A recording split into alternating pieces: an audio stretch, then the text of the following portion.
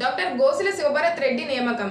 YSR Congress party రాష్ట్ర doctors విభాగం working president గా డాక్టర్ గోసుల శివభరత్ రెడ్డిని మాజీ సీఎం వైఎస్ఆర్ కాంగ్రెస్ పార్టీ అధినేత వైఎస్ జగన్మోహన్ రెడ్డి నియమించడం జరిగింది. ఈ సందర్భంగా గన్నవరం నియోజకవర్గంలోని 4 మండలాల్లోనే వైఎస్ఆర్ కాంగ్రెస్ పార్టీ శ్రేణులు డాక్టర్ గోసుల శివభరత్ రెడ్డికి శుభాకాంక్షలు తెలియజేస్తున్నారు.